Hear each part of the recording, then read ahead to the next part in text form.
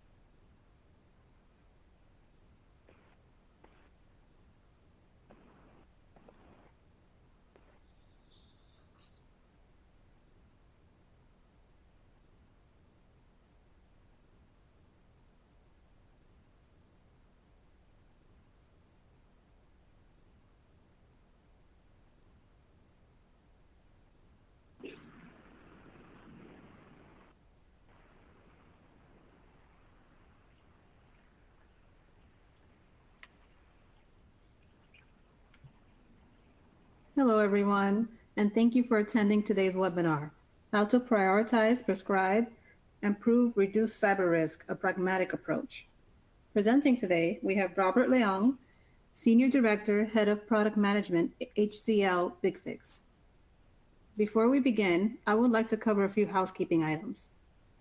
At the bottom of your audience console are multiple application widgets you can use. If you have any questions during the webinar, you can submit them in the Q&A box, and they will be answered at the end of the presentation. You may also expand your slide area by clicking on the Maximize icon on the top right of the slide viewer.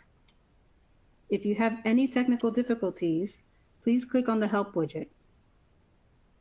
And if everyone could please take a moment to fill out the survey at the end of the webinar, that would be great. And with that, I will pass it off to Robert to kickstart today's presentation. Hey, hello everybody. Thank you for joining me on this webinar. Let's get right to it. Let's start with an audit of the current threatscape and the Defender situation. According to the latest Verizon 2023 data breach incident report, over 8 out of 10 breaches involved external actors. 1 out of 4 breaches were monetized with ransomware. I say monetized because a lot of people, the attacker will actually get the breach and then they'll just not monetize it, and then they'll just do other things like just stay persistent, or they'll telemeter out some intellectual property, things like that, or they'll just snoop around. Now, back in 2015, ransomware monetization was about less than 5%, less than 1 out of 20. So in the last few years, there's been a huge step up in the success rate of ransomware.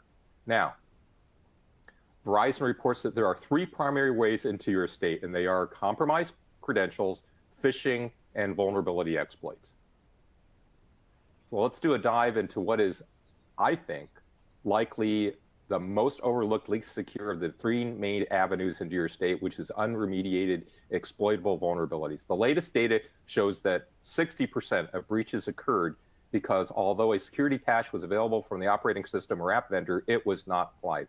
Oh, by the way, I really hate it when people present and they don't tell you where they're getting all their stats from. So on every single one of these slides, you'll see that I have the source quoted usually down at the bottom or somewhere on the slide. So thank you. All right. Let's see where you on this call stand with respect to the overall effectiveness of your organization's vulnerability management process. And so we're going to ask a little question. So in your organization, the vulnerability management that you perform least effectively is which one of the 3 steps?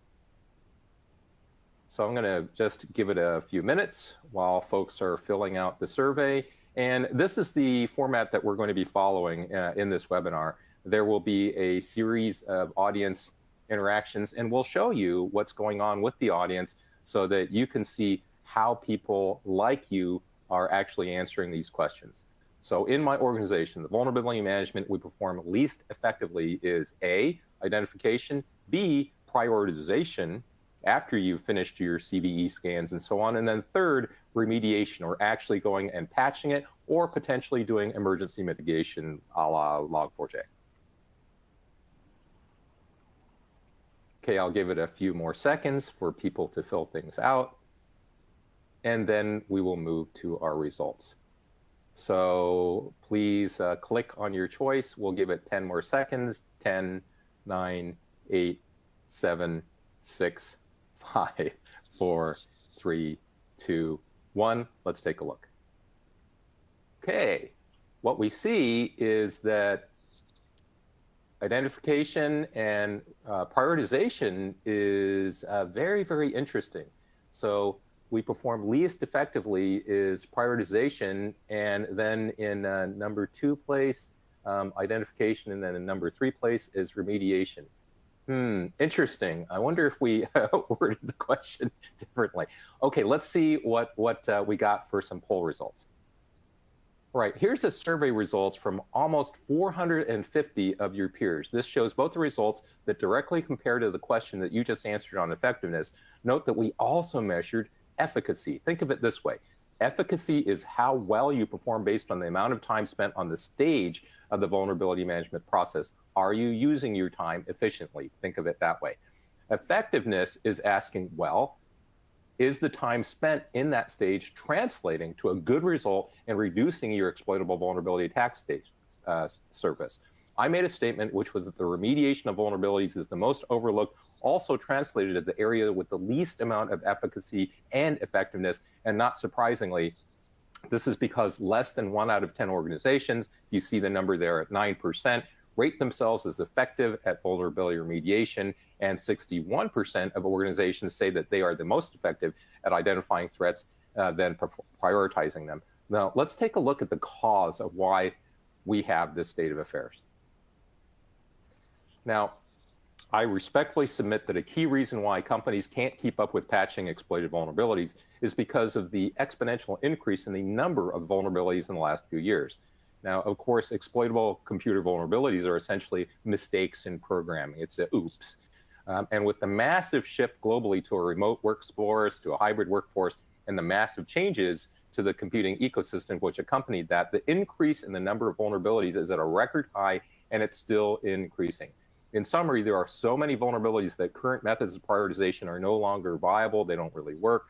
So clearly, there are huge problems in closing the vulnerability attack surface because of ineffective prioritization, remediation processes, and tools. So how are organizations responding to the state of affairs? So this brings us to the number 2 poll. Let's see where you stand on this call with respect to how your organization is reacting to these. How is your organization thinking about cyber risks? Are you thinking about them as a business problem and no longer an exclusively technical problem?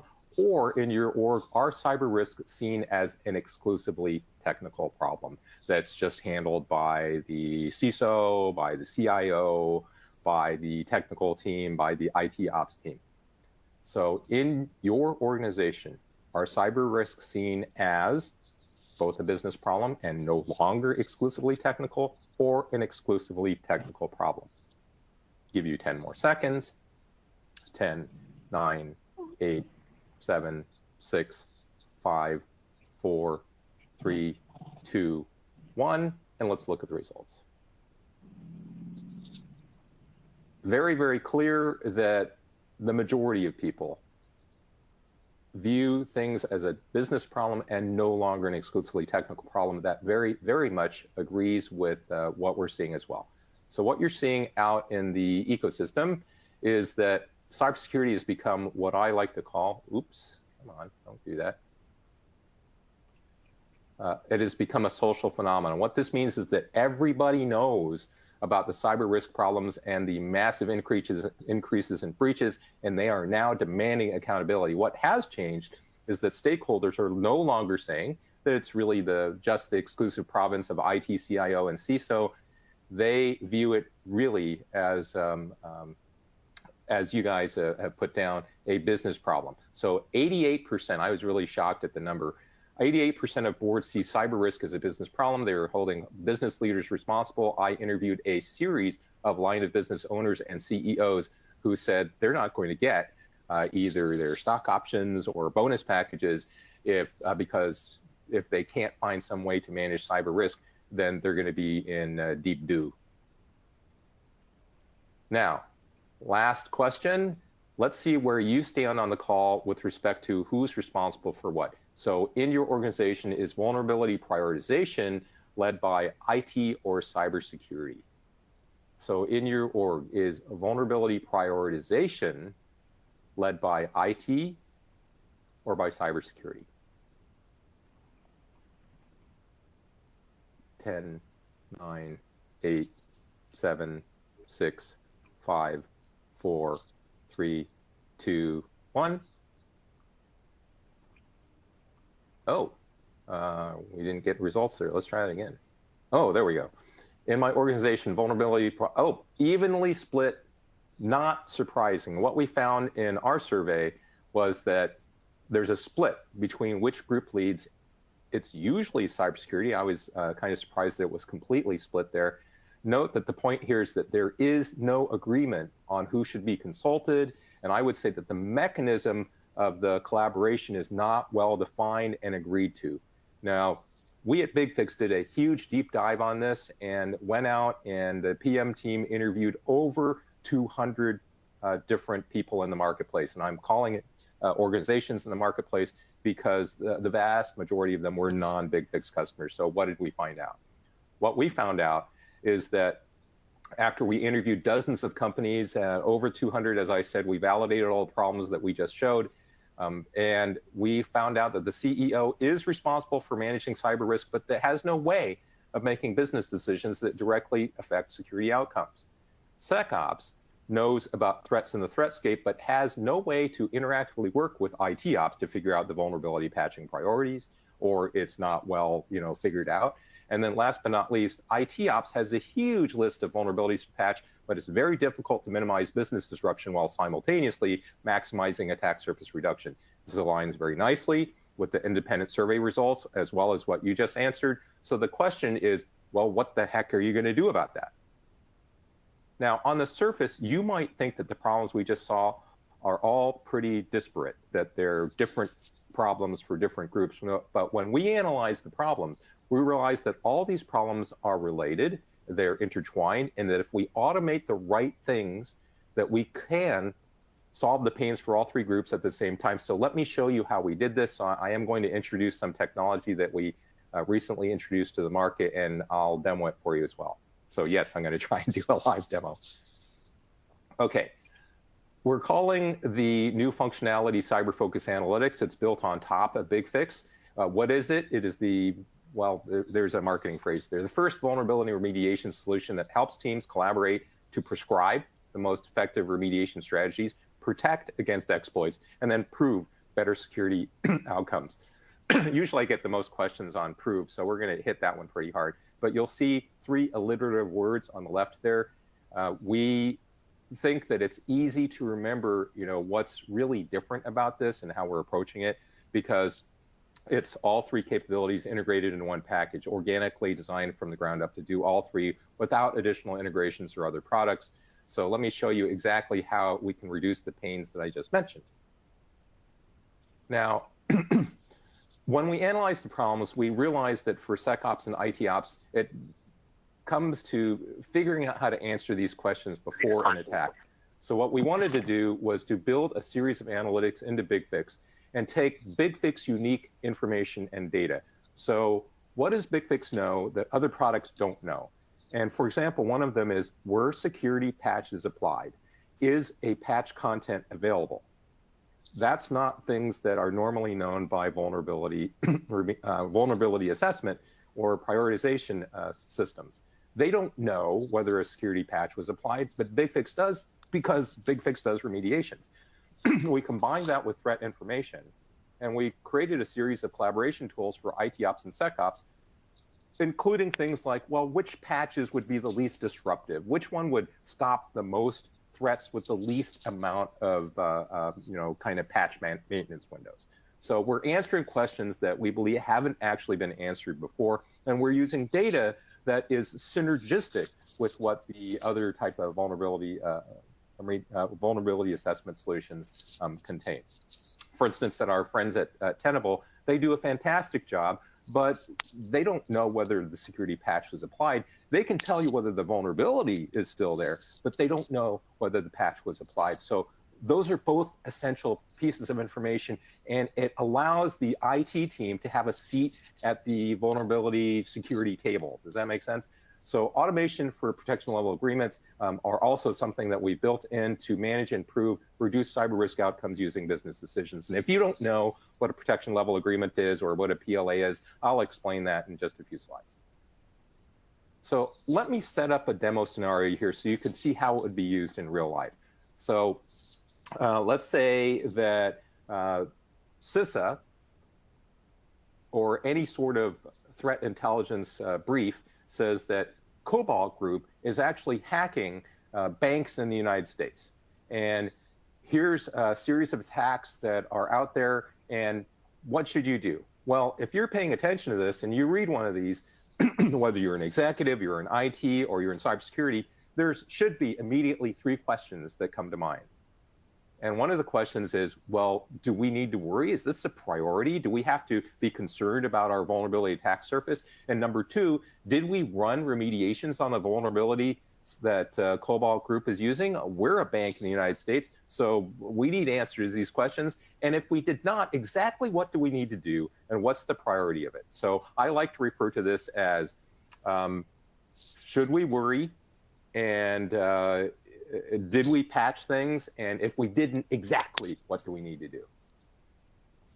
So let me show you, I'm going to try and do a live demo here. So hang on. Okay, share entire screen. And where is the screen? Screen number 2. Okay, let's give it a second. And here we go. All right, this is a live instance of CyberFocus Analytics. I just clicked on the MITRE APT tab.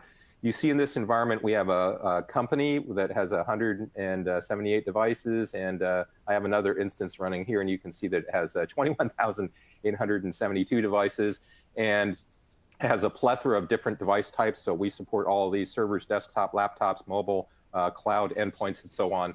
Now, scrolling down, let's look at this column graph. Now, on the x-axis, we see a bunch of advanced persistent threat names. These names are taken directly from the MITRE Attack Group's website under license from MITRE. On the y-axis, we have the number of exposures. Now, what does that mean? What this means is that BigFix has looked at the vulnerability remediation data for all the thousands of devices. And remember, we're concerned because Cobalt Group is attacking our sector. We can see this environment has several hundred exposures to Cobalt Group. So Cobalt Group, there it is. So if you take a look, we've got Cobalt Group, and we've got 300 exposures, and it's 2 CVEs. One is CVE 2017-0199, pardon me. The other one is CVE 2017-8759. So we've got hundreds of exposures. And let me be very clear, this is not the same as doing an external exploit scan or a pen test. We're not testing whether the vulnerability is exploitable. We're giving synergistic information that empowers IT ops to compare notes with SecOps. This empowers SecOps and IT ops to compare their device information and collaborate on the priorities. Obviously, if you have a mismatch where the VM scanner says that a device is vulnerable and the remediation record says that it's not, then, or that a patch was applied, that is a priority. You need to figure out what's going on. So this is a very, very quick way to do that. So let me load up a little bit of a smaller environment here. So I'm gonna, just so that it's easier to see what's going on. So here's a smaller environment, and we see our attack surface compared to APT Cobalt Group. We see exposures to 2 CVEs that Cobalt Group uses. So let me scan down again, and you can see here Cobalt Group. And you can see again, it's 199 as well as 8759. What we also have is that we can show you the exact CVEs that you did not remediate, and you click on the exposure link. So if you click on the exposure link, so again, Cobalt Group, you click here, and you scroll down, we show you the exact number of exposures of things that we know you didn't remediate. We know the exact number of fixlets. We know the exact number of machines, and you can actually zoom in. So let me go to this instance. You can actually click on any one of these. So where is Cobalt Group? There's Cobalt Group. You can see the number of machines. You can do a machine drill down. You can see the number of exposures. Clicking on the number of exposures shows you the CVEs and the site name, the fixlet name, the content, and a lot of times the content will remediate more than one CVE. So you see the list there. You can click on applicable machines, and we can go and look at the applicable machines. Probably don't want to look at that right now. So, but what it does allow you to do is to drill down, see the exact machines, and then immediately go and remediate these things at scale.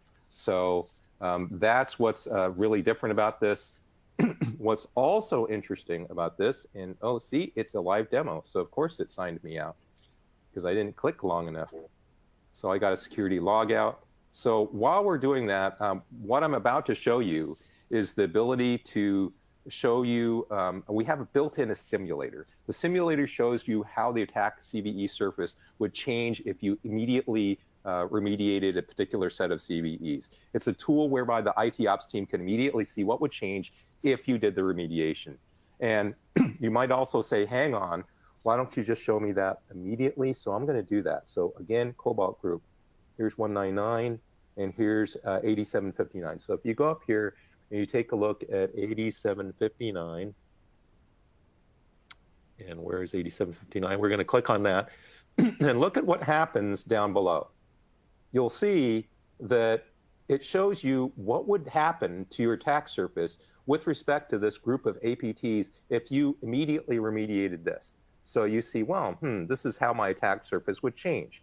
So if you click on it, you'll notice that the little, what is it, a light blue bar actually vanishes. You'll notice that what that means is that if you take that CVE away, then here's what your attack surface looks like. Now, this is a simulator again. Now, if I go over here and I click on this one, you'll see that, oh, wow. Now, what is that? That's probably like 40 or 50% reduction in the overall attack surface in this particular environment. So you'll see that, well, if I wanted to remediate one CVE with the least amount of business disruption, you would want to start with CVE 2017-0199. Why? Because you can reduce, look, you deny landfall or transverse lateral movement or what have you to more CVEs, to more APTs than if you did this other one. So if you did 8759, so you're only going to change the attack surface a little bit. But if you did this one, you're going to reduce the attack surface a lot more with respect to the ability of the APTs to get into your environment or do something naughty in the environment. So, okay, this is still going.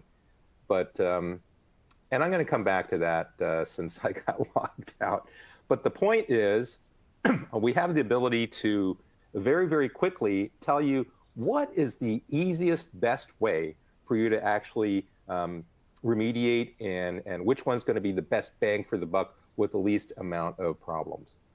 So that thing's still loading up, so I'm going to continue on.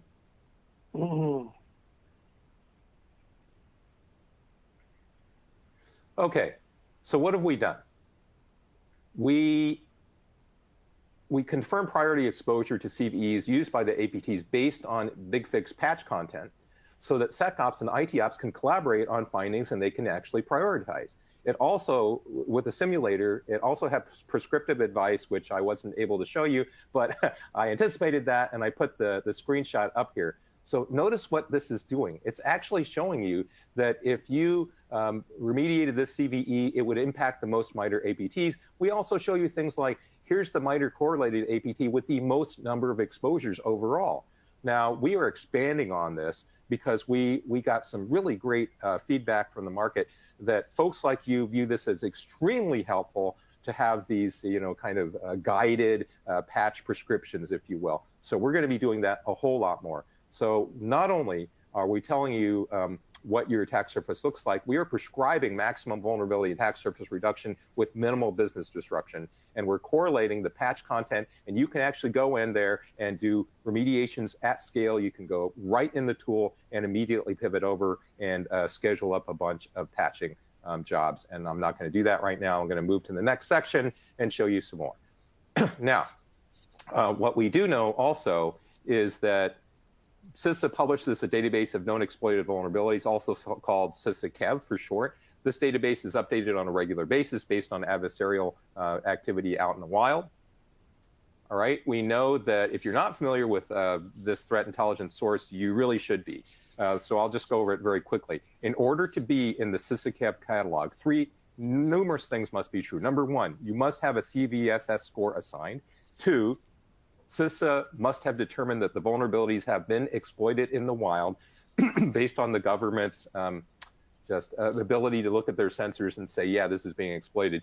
And then three, it has remediation available. And four, in addition to all federal agencies, the entry also has a CISA series of defined due dates for all federal teams to remediate. Now, we are seeing, if I had a fourth question for the poll, I would say, how many of you are following this? We are seeing a lot of companies and a lot of industries starting to follow this. So there's a lot of orgs that are using this as a starting point, as a template, if you will, for prioritizing remediation. How can we help you here?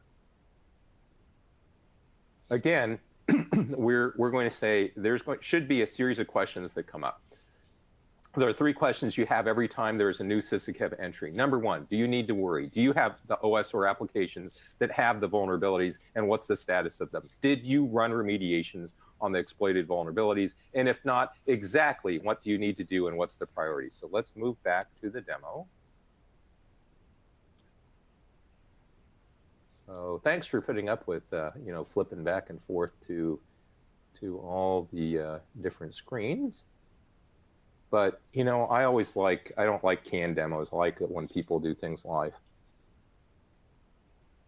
Okay, so what we see here on the CISA KEV chart, and this is a bubble chart.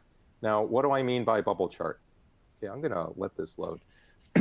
The CISA KEV known exploited vulnerabilities, it is a solution that instant tells you if you have the vulnerabilities, that you haven't patched them, they're known to be used by attackers in your environment, you haven't patched them compared to the US government due dates without additional scanning. This means that it's really, really fast to produce the analysis, and you can rerun the analysis as many times as you like without doing additional scanning. The bubble chart is very, very straightforward to read. If you have a clean environment with no exposures, then the bubble chart would be, it would be empty. So if you actually had remediated everything and that we had a record that you had remediated everything, the bubble chart would be empty. We designed this so that business folks who want an answer to the question, are we okay against CISA's KEV list, they can see the graph themselves. And you can print this out, you can screen cap it, you can take a look at it. This is not just theoretically, this is actually the known weaponized exploited vulnerabilities that you have not patched in real time. It is the first solution that I know of that tells you not just where and on what machines the attack surface is, but is the only solution that also collects and collates all the patch content that you need to fix it, and then actually go and fix it. It does the remediations at scale. The way you read this is that the higher the bubble, the bigger the bubble, the darker the bubble, the worse your exposure problem is. If a bubble is way off to the left because x-axis is time, it means that you are way past the government due date for patching it. Now remember, if that's all we showed you was this chart, it would be a very nice, very nasty bucket of anxiety. But this is BigFix, so we will show you exactly what you need to fix the exposures and hand you the IT content to fix it, and fix it right within BigFix. So let me zoom in here. So let me zoom in, see all the bubbles. And clicking on any one of the bubbles. So you say, oh, this is a big, high, dark bubble. Let's click on that. You click on the bubbles, and we show you have 27 exposures. You have 2 fixlets available. If you click on the number of fixlets available, then we'll show you exactly which this is Microsoft WinVerify Trust Function RCE. And if you click on the remote applicable machines, it will show you exactly which applicable machines are actually there. I don't know why I did that, because we don't really want to dig into the machines. But the whole point is that you can actually go off and you can see which machines have not been remediated. You can see which machines you can actually look at. You can pick them all up, and you can actually run remediation on them immediately. So I'm going to zoom in on this one. So you can see that. You can do that for any one of the bubbles. So you also can do remediation. We have the broadest coverage for device types and OSs. I'm not trying to make this into a marketing guy, because I'm really just an engineer. We have the broadest coverage. It's just a fact. The content is also available via a early access content pack. We call that the CISA Known Exploited Vulnerabilities Content Pack. What is different about the content pack is that we have a dedicated team for the content, and we follow the CISA updates. The team jumps right on the content. We give you a way to see, analyze, and then remediate them. All right, that's what's different about this content. You can do the remediations within the solution set. Okay, last thing. So summarize what's going on here. We see that it tells IT ops and SecOps teams, confirms priority exposures to CVEs in CISA's catalog based on available BigFix content and whether or not you've actually done the remediations. It compares your environment to the due dates and your performance against those due dates. It provides information on the number of devices exposed, device vulnerability density. Actually, I'm still sharing the screen, and I'm supposed to be slowing the slides. And of course, what's really different from other products is that we can remediate at scale. Okay, so last part of the demo on the home stretch. Okay, quick overview of what's going on here. We heard from the CEO that the CEO and the business folks don't have any way to make business decisions that directly affect cyber risk. So it turns out, if you think about it, that how many days it takes you to patch the system is directly related to cyber risk. It is directly related to the value proposition that's at the intersection of vulnerability of SecOps, IT apps. Wow, okay, don't do that. I didn't ask you to do that. Thanks for bearing with me. All right, so here we go. How many days does it take you to patch the systems? It equates to reduction in management of vulnerability exploitation time, or the amount of time the organization is exposed to vulnerabilities. If you patch a vulnerability, then you decrease cyber risk. We all know that by and large, it's binary, right? You patch the thing, it's no longer usable. If there's an RCE, easily exploitable CVE with a really high CVSS score, if generally speaking, you apply the vendor patch and it's closed, right? It's fairly reliable and it's fairly deterministic.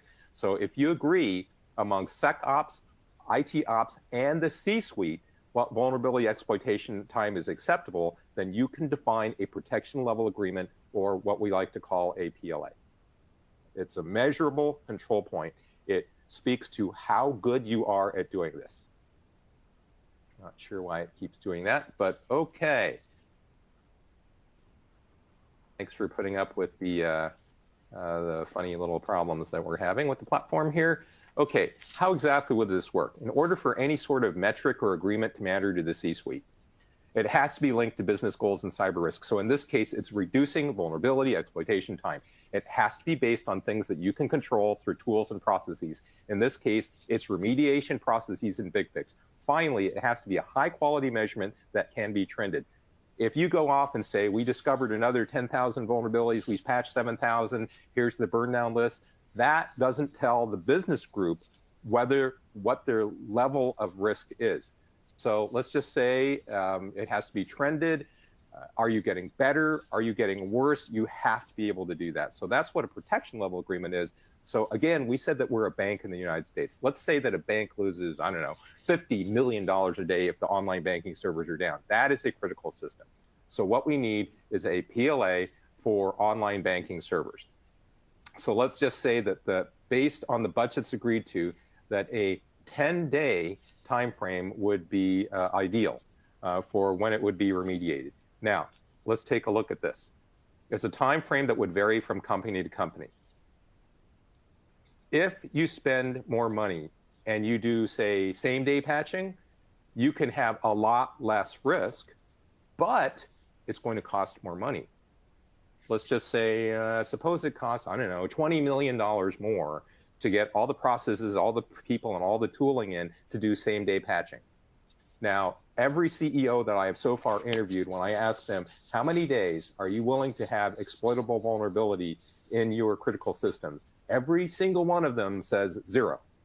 And then I say, well, suppose that costs you another 10 million or 20 million. And he's like, no, I don't want to pay for that. Well, now it's a business decision. If you pay for the processes and the tooling in order to have same-day patching, you're going to have a lot less risk, but you're going to have to pay more money. If you pay less, then you save the money, but you're going to have more risk. That is a business decision, just the same way as if you're a retailer and you're talking about shoplifting, or you're a chip manufacturer and you're talking about chip yields. There's how much are you willing to do?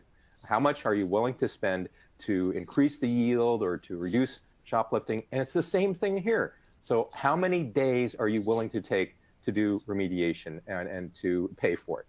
So, okay, let's say that you agree that 10 days would be the agreed upon PLA. Again, you can have more, you can have less. This graph would be the performance against your protection level agreement. So if SecOps, IT Ops work together and they beat the agreed upon PLA by 2 days, then it would look like this, where anything less than 10 days is within or below the PLA. Anything beyond would be beyond it. This is the performance against your protection level agreement. So if you were able to beat it by 2 days, then the graph would look like this. This is a very, very simple graph, but it is linked to maintaining revenue flow. It is within the business tolerance for risk and spend, and it manages business continuity based on concrete control points and business decisions. Now, I am hammering on this a little bit, and you're like, it's just a simple column chart, Robert. But the point is that there are precious few control points that can be understood by the business people, that are not overly technical, and meet all the requirements that you see there on the right-hand side. So if you go into Cyber Focus Analytics, this is exactly what you'll see, is a series of column charts that show you where you are with respect to your PLA and what's going on. All righty. What's our time check? Let's see if we can move back to our live demo, and we'll go from there. So PLA, and I'm going to click run, and I'm going to attempt to share the screen again. Okay. So I think this is the last time I'm going to go back to demo. Well, I wanted to show you that this is actually up, running, and working, and actually used by a number of BigFix customers, and they're reporting really, really useful results and reduction of cyber risk, and that executives are really finding this to be extremely useful. Okay, so there I am. So you see the PLA. So again, here was the bubble chart. They're all in one thing. So you can zoom in on the bubbles, and then here's the PLA. And you can see that we have a whole series of pre-populated key content in the CyberFocus PLA analytics. We've got Windows critical server patches, .NET patches, lots of others. Of course, you can also select which PLAs you want to track. You can change the duration to fit your organization. So you can say, hey, critical workstation patches, we have a 10-day PLA, and you can, rerun it. I'm not going to rerun it right now. But the point is that you can change it. You can take action within BigFix. You can also export and print and generate either additional analyses, or you can schedule patching jobs. For all the analytics that I'm showing you here, you can filter it in on specific sets of machines. So you want to look at the e-commerce servers, you want to look at the building servers. You can filter all the analytics to specific sets of devices or machines.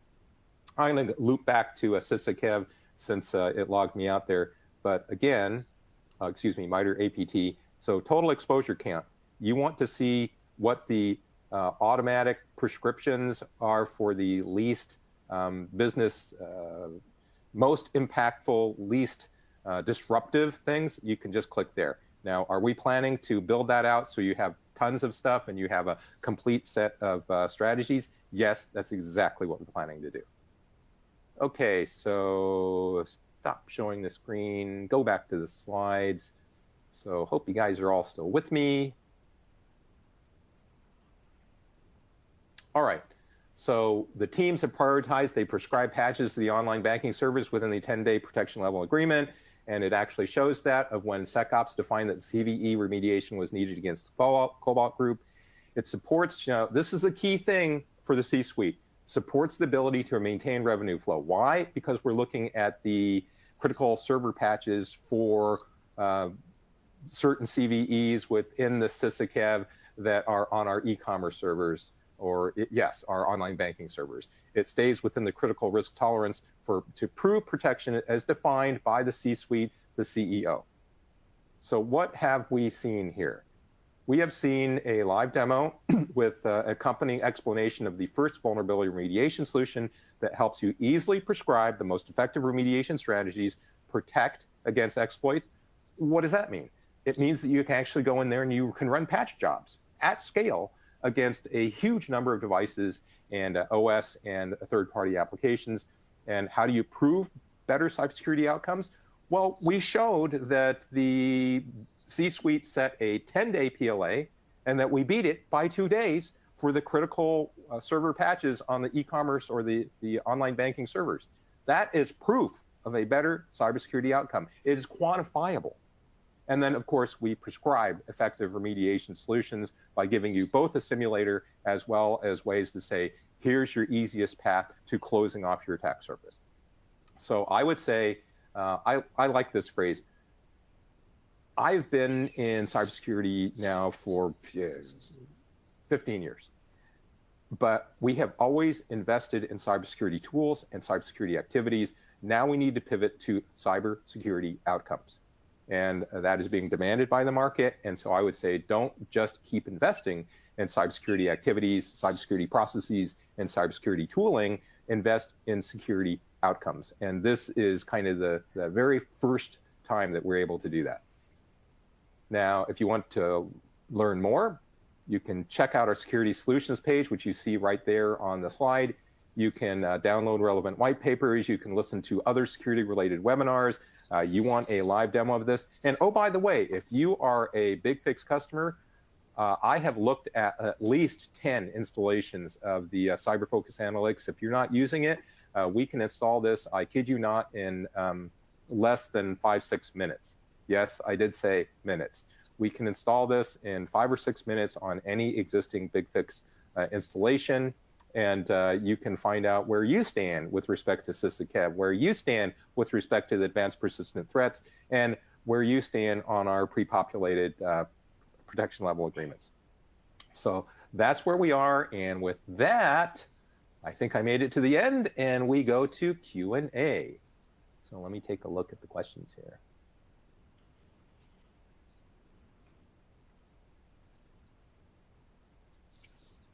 Okay, here's one question, which is, I saw on the analytics that it said mobile.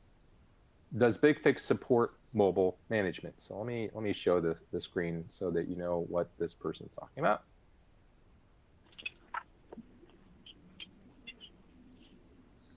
So you can see here, you guys seeing the screen? I think so. Let's load up a little bit larger environment. So there's 21,872 servers, desktops, laptops, mobile. Does BigFix support mobile management? The answer is yes. BigFix has mobile management capabilities that have been organically built by BigFix. It is completely integrated with the rest of the BigFix portfolio, and analysis of your attack surface, which you see right here in front of you, is also part of CyberFocus Analytics. We have the ability to manage the mobile devices, Android, iOS, iPad OS.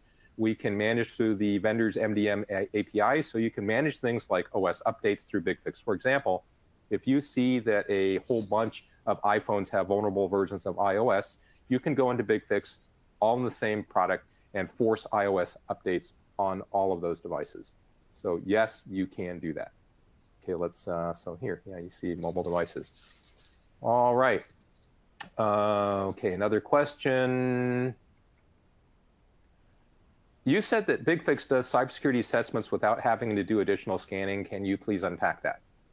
Well, BigFix actually has an architecture whereby the agent continually reports any change in state from an endpoint. Whenever it notices a change to the state on the endpoint, it reports it back to the root server. These state changes are reported to the BigFix server, and so by querying the server, as opposed to running a scan on each endpoint, you can quickly get to near real-time data immediately without scanning.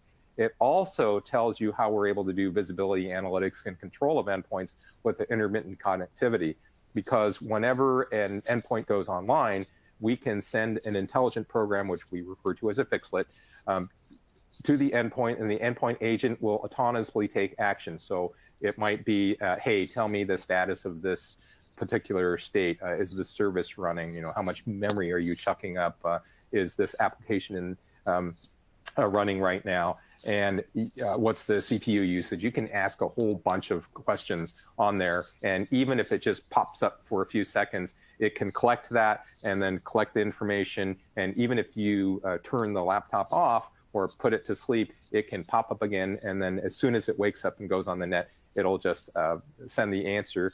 Or if you have an instruction to apply a patch or to update an OS, you can do that as well. The endpoint agent will autonomously take action to correct issues on the endpoint or to report state changes, as I mentioned before. Okay, let's see, more questions.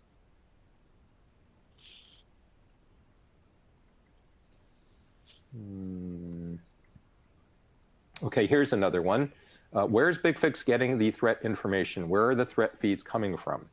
We're getting the threat information directly from the authors of the threat information.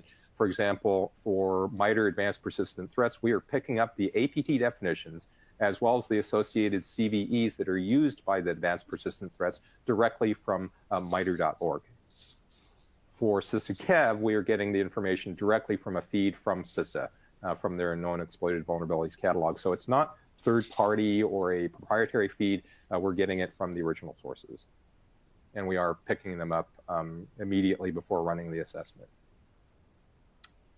Are there integration capabilities with other cybersecurity tools and platforms for a more holistic security approach? Yes, I'm really glad that you asked that. The answer is yes.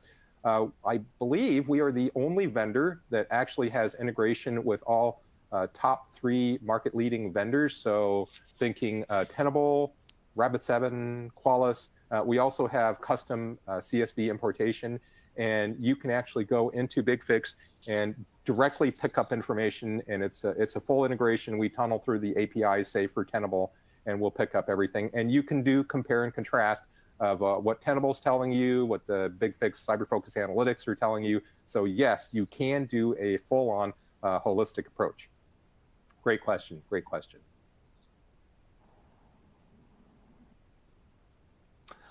In the context of regulatory compliance, what are the key steps and methodologies for proving that an organization's cyber risk mitigation efforts align with specific industry standards and legal requirements?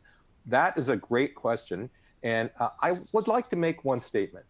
One statement is that you can be compliant and not be secure. Conversely, you can be secure and not be compliant. So does that mean that we don't deal with regulatory compliance? No, not at all. BigFix actually has a very, very broad support for a whole series of regulatory compliance check marks, checklists, and benchmarks. And I would refer you to the website, but we support quite a few number of them. What is really unique about what we do with compliance is that we have continuous compliance. Now, I'm going to stop there, and I'm going to tell you that there's a big difference when you see other vendors talking about continuous compliance. What they mean is continuous updating of the dashboard that shows you where you're not compliant. Let me say that. Other vendors continuously tell you where you're not compliant. We do that, but we also go in and we do automated fixing and remediation. Now, what that means is that let's say that you are following a particular security checklist, CIS benchmark, for example, and the endpoint drifts from a compliant state. How would you fix that? Well, with other products, you would actually have to go in there and identify them and take, some integration or some way to tunnel in there and actually fix the compliance problems. With BigFix, it is automated. The remediation is automated. If it drifts from a compliant state, it will automatically put it back. So let's just say that someone turned MFA off, or they turned disk encryption off. We will go in there, or they what's something that would be more likely? They turn the firewall off. We will go in there and the agent will automatically turn the firewall back on. All right. And so that is a huge, huge difference. So if someone is offline and they're not on the net, they're air gapped, so to speak, and they put it in a non-compliant state, we will actually put it back in a compliant state automatically. You can even write fixlets where if someone installs a piece of software that is disallowed, it can actually uninstall it as soon as they put it in. It'll just take care of that.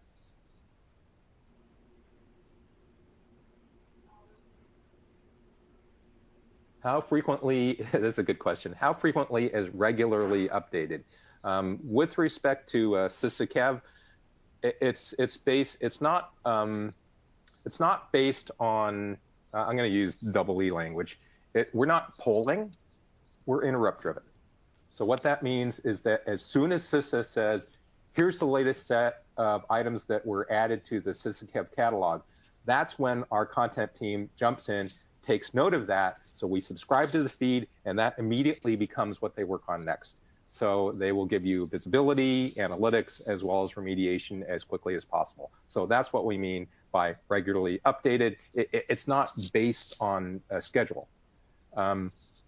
It's based on as soon as something gets updated, we do it.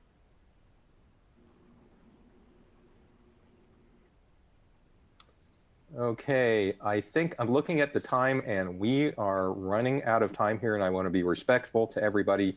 But what I'm going to have to do is take a look at the various great questions, by the way, but I'm not going to make it through all the questions here. So we're going to have to call it, and then I'll have to follow up with you. And if you've left some contact information, then that would be great.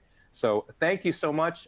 Everybody here has been absolutely fabulous, and just a record-breaking number of questions. So this has been absolutely fantastic, and I just wanted to thank everyone.